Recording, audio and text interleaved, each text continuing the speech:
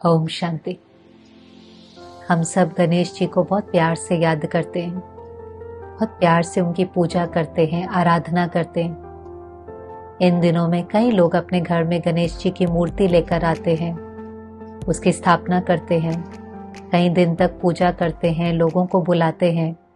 पर अंदर में ये भावना होती है कि हम ये सब कुछ करेंगे तो हमारे सारे विघ्न दूर हो जाएंगे, कोई भी प्रॉब्लम है, चैलेंजेस हैं, वो सब खत्म हो जाएंगे। और इस भावना के साथ हम कई प्रकार के रिचुअल करते हैं। पर एक बार अपने से पूछना है, क्या ये पॉसिबल है? क्या सिर्फ मूर्ति की स्थापना करने से हमारे विघ्न हट जाएंगे? क्योंकि कभी कभी हम सब ये सब कुछ करते हैं तो भी कई बार महसूस करते हैं कि विघ्न खत्म होने की जगह और बढ़ जाते हैं या और बड़े भी हो जाते हैं। तो ये जो विधि हम करते हैं, इसका राज क्या है? ये क्या बताने के लिए आई है? विघ्न हमारे जीवन में आता ही क्यों है? कभी कभी हम कह देते हैं शायद ये सब कुछ जो हो रहा है भगवान की मर्जी है, उसने हमारे जीवन में ये सब कुछ रचा है, उसने हमारे जीवन में ये प्रॉब्लम भेजी है। क्या आपको ये सच लगता है? क्योंकि एक तरफ तो हम परमात्मा के लिए कहते हैं वो दुख हरता सुख करता है, गणेश जी के लिए क्या कहते हैं? वो दुख हरता सुख करता है, माना वो दुख हरने वाला है। तो जो दुख हरने वाला है वो दुख कैसे दे सकता है? भगवान तो परफेक्ट है, रहम दिल है, हम उसकी संतान हैं, हम उसके बच्चे हैं। वो हमारे जीवन में क्यों दुख देगा? वो तो हमें हर दुख से निकालना चाहता है, हर दुख से निकालने की शक्ति देता है। फिर हमारे जीवन में विघ्न क्यों आते हैं? एक्चुअली सबका आंसर हमें पता है और इसका आंसर बहुत सिंपल है, पर कभी कभी हम भूल जाते हैं। हमारे जीवन में जो कुछ हो रहा है वो किसकी मर्जी से हो रहा है? ये लॉ हम सबको पता है कि जैसा कर्म हम करते हैं वैसा फल हमको मिलता है। जो बीज हम बोते हैं वैसा ही फल मिलता है। ये जो लॉ है, every action has equal and opposite reaction. कभी कभी कर्म करते समय हमें ये लॉ भूल जाता है और हम विकारों के वश होकर, अपनी कमजोरियों के वश होकर कुछ कुछ ऐसा कर देते हैं जो उस समय हमें लगता है नहीं ये ठीक है। जैसे कभी कोई लोभ के वश होकर के थोड़ा अनएथिकल हो जाएगा, गलत कर्म कर लिया, क्रोध के वश होकर के किसी को डांट दिया, किसी को मार दिया। पर जब हम इन विकारों के वश होते हैं तो हमें रियलाइज नहीं होता कि ये एनर्जी जो हम रेडिएट कर रहे हैं ये किसी न किसी रूप में लौट करके आएंगे। जो हम कर्म कर रहे हैं वही हमारा भाग्य बन जाएगा, वो कॉन्सिक्वेंस के रूप में लौट कर आएगा। एक्चुअली हम में से मेजॉरिटी लोग जब हमारे साथ कुछ होता है तब हम कहते हैं हमारे साथ ऐसा क्यों हुआ, भगवान ने हमारे साथ ऐसा क्यों किया। लेकिन जिस समय हम कर रहे होते हैं तो हम अपने को नहीं पूछते कि हम ऐसा क्यों कर रहे हैं। उस समय पूछना है कि हम जो करेंगे क्या हम उसके कॉन्सिक्वेंस, जो उसका रिजल्ट होगा, जो उस एक्शन का रिएक्शन होगा, उसको फेस करने के लिए तैयार हैं। चाहे कोई क्रोध भी बहुत करता है, आज कितनी रिसर्च प्रूव करती है कि क्रोध से कितनी बीमारियां हो जाती हैं, कितने प्रकार की बीमारी, साइकोसोमैटिक डिजीजेस, यहाँ तक कि कहते हैं कि फियर कैंसर भी क्रिएट करती है। पर हम उस समय सोचते हैं ये नेचुरल है, डिसिप्लिन के लिए करना पड़ता है, काम कराने के लिए करना पड़ता है। पर फिर कोई बीमारी आ जाती है, कोई रिश्ता खराब हो जाता है तो हमें लगता है हमारे साथ ऐसा क्यों हुआ। हमें आज ये बात समझनी होगी कि हमारे साथ जो हो रहा है उसका जिम्मेवार भगवान नहीं है। वो जिम्मेवारी तो उठानी पड़ेंगे ना।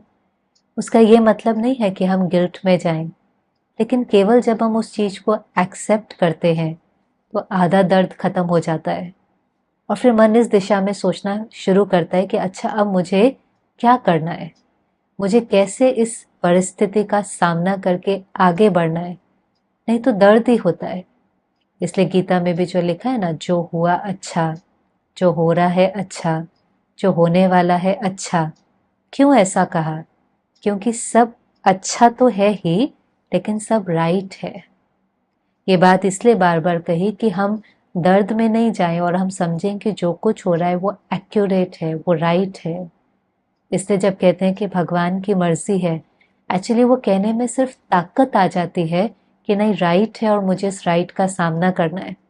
नहीं तो हम कंप्लेन करते रहते हैं, ब्लेम करते रहते हैं, लोगों को ब्लेम करते हैं। पर जब हम कहते हैं कि भगवान की मर्जी, तो हम कंप्लेन ब्लेम से निकलकर उस सीन को स्वीकार कर पाते हैं कि भगवान तो मेरे साथ गलत नहीं करेगा।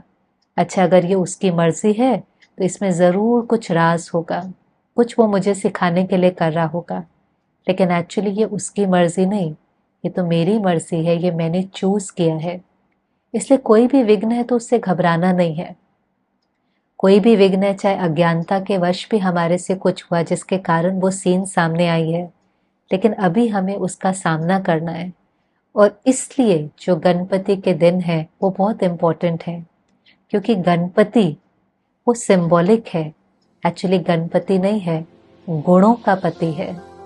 जब हम वो सारे गुण अपने अंदर धारण करते हैं, जैसे आप गणपति को देखें तो सिर ही किसका दिखाया है? हाथी का सिर दिखाया है। हाथी का सिर माना, हाथी बहुत इंटेलिजेंट एनिमल माना जाता है, जिसकी बुद्धि बहुत विशाल है, बहुत विजडम है, वाइज इंटेलेक्ट है। हाथी का सिर, क्योंकि सिर हमेशा ईगो की निशानी दिखाते हैं ना, इसलिए जैसे रावण का सिर के लिए कहते हैं कि उसका सिर काटा, माना वो ईगो का सिंबॉलिक है। हाथी का सिर किसका सिंबॉलिक है? विजडम का। माना जिसके अंदर ज्ञान है, जिसके अंदर विजडम है, उसका हर कर्म श्रेष्ठ होगा। गणपति जी को अगर आप देखें तो बहुत सारे गुण दिखाई देते हैं। कान कैसे दिखाए? बड़े बड़े, कि जो भी सुने वो पहले फिल्टर हो। कान ऐसे है ना, जैसे छलनी जैसे होते हैं। गलत नहीं सुनना है, क्योंकि जो सुनेंगे वो मन में चलेगा, जो मन में चलेगा वो बोल और कर्म में आएगा और वो हमारी तकदीर बन जाएंगे। इसलिए सुनने से पहले फिल्टर करना है। किसी की कमी नहीं सुननी, किसी की बुराई नहीं सुननी, सही सुनना है और सही सोचना है। आंखें कैसी दिखाई? छोटी छोटी, माना फार साइटेड है, दूरानदेशी है। ये बहुत ज़रूरी है। कभी कभी जब हम कर्म करते हैं तो सिर्फ आज का सोचते हैं, आज की सफलता, आज की प्राप्ति। ये नहीं समझते कि जब आत्मा शरीर छोड़ती है तो उसके साथ सिर्फ और सिर्फ उसके संस्कार और कर्मों का हिसाब किताब जाता है। हमारे हर कर्म का रिजल्ट हमें फेस करना होता है। जो हमने पहले भी कहा कि एवरी एक्शन का ऑपोजिट रिएक्शन है। हम राइट करेंगे तो हमारे साथ राइट ही होगा। लेकिन कर्म करते समय दूरानदेशी, पास्ट, प्रेजेंट, फ्यूचर को सामने रखते हुए जो प्रेजेंट में करेंगे वो फ्यूचर बनता जाएगा। इसलिए दूरानदेशी। मुख छोटा दिखाते हैं, अर्थात प्यार से बोलना है, कम बोलना है। सूंड दिखाते हैं, वो किसकी निशानी है? आप हाथी देखो, सूंड से कोई चीज़ उखाड़ भी सकता है, पेड़ भी उखाड़ देता है, लेकिन कितने प्यार से कोई चीज़ स्वीकार भी करता है। खिला दी दो तो कितने प्यार से स्वीकार करेगा, कितने प्यार से बच्चे को उठा लेगा। मतलब बहुत बैलेंस है, पावरफुल भी है तो लविंग भी है। इस प्रकार से अगर गणपति जी का पेट देखें तो बड़ा पेट दिखाते हैं। बड़ा पेट अर्थात समाने की शक्ति। किसी की कमी है, किसी की कमजोरी है, उसका वर्णन नहीं करें, उस चीज को सहन करके अपने अंदर समा ले। ये समाने की शक्ति है। नहीं तो किसी को कहते हैं ना, इसका कोई बहुत बोल देता है तो कहते हैं इसके पेट में कोई बात नहीं रहती। तो पेट बड़ा होने का मतलब है कि हर बातों को समा कर ले, हर एक की बुराई को, कीचड़े को समा ले, उसका वर्णन नहीं करें। फिर अगर आप गणपति जी को देखें तो एक पैर ऊपर और एक नीचे दिखाते हैं। वो उपराम स्थिति की निशानी है। उपराम अर्थात दुनिया में है, सबके साथ रहते हैं, सब कर्म करते हैं, लेकिन सब कुछ करते हुए भी डिटैच्ड और लविंग है, न्यारे और प्यारे हैं। किसी के संस्कारों का, किसी परिस्थिति का, किसी बातों का प्रभाव मेरे ऊपर नहीं पड़ता है। और हम अपनी श्रेष्ठ स्थिति से, प्रभावों से परे रह करके जो राइट कर्म करना है वो कर पाते हैं, लविंग हो पाते हैं। नेगेटिविटी का इन्फ्लुएंस हमारे ऊपर नहीं पड़ता है। तो हर प्रकार के इन्फ्लुएंस से परे रहकर अपना पॉजिटिव इन्फ्लुएंस फैला पाते हैं।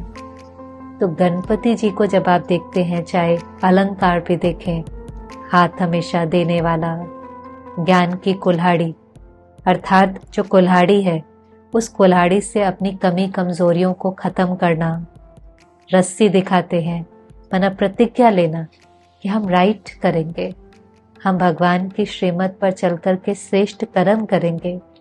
तो एक एक अलंकार, एक एक कर्मेंद्रियां सिखाने के निमित्त हैं। और जब हम वो सीखते हैं तो हम गुणों के पति बन जाते हैं। तो जो गुणवान होता है उससे तो गलत कर्म हो ही नहीं सकता। गुणवान का तो हर कर्म श्रेष्ठ होता है। और इसलिए फिर गणपति जी की दो पत्नी दिखाएंगे ना, रिद्धि और सिद्धि।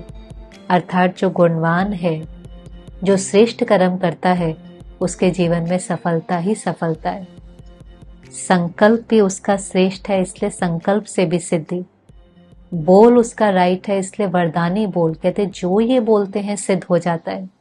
इनके बोल तो वरदानी है। और कर्म ऐसे कि हर कर्म के अंदर सफलता समाई हुई है। तो हर प्रकार की सिद्धि उनके जीवन में है। लेकिन वो सिद्धि कैसे मिली? जब हम गुणों से संपन्न बने। बिना गुणों के, बिना शक्तियों के सिद्धि मिलना पॉसिबल नहीं है। और इसलिए फिर गणपति जी को दिखाते हैं कि ये सिद्धि कैसे मिली। कहानी दिखाते हैं ना कि गणपति जी को और कार्तिकेय को कहा कि विश्व का चक्कर लगा कर आओ। तो गणेश जी ने क्या किया? अपने माता पिता का ही चक्कर लगा लिया। तो माता पिता कौन है? हम भगवान के लिए कहते हैं तुम ही हो माता, पिता तुम ही हो। अगर हमने उस भगवान से अपना रिश्ता जोड़ा, वो भगवान जो ज्ञान का सागर है, गुणों का सागर है, शक्तियों का सागर है, अगर हमने उसकी परिक्रमा कर ली, उसके साथ रिश्ता जोड़ लिया, तो सारे गुण, सारी शक्तियां हमारे अंदर आने लग जाती हैं। वो जो विधि है मेडिटेशन की, कि मन को उसमें लगाएं, जो गीता में भी लिखा है ना, मन मनाभव, मन को उसमें लगाने से उसकी सिद्धि हमें मिलने लगती है। वो गुण और शक्तियों के जैसे हम सागर बनने लगते हैं। अगर कोई ऐसा बन जाए तो वो तो किसी भी विघ्न का सामना कर सकता है। तो परमात्मा हमको कहता है कि परमात्मा को सिर्फ इसलिए याद नहीं करो कि ये विघ्न दूर कर दो, ये बात खत्म कर दो।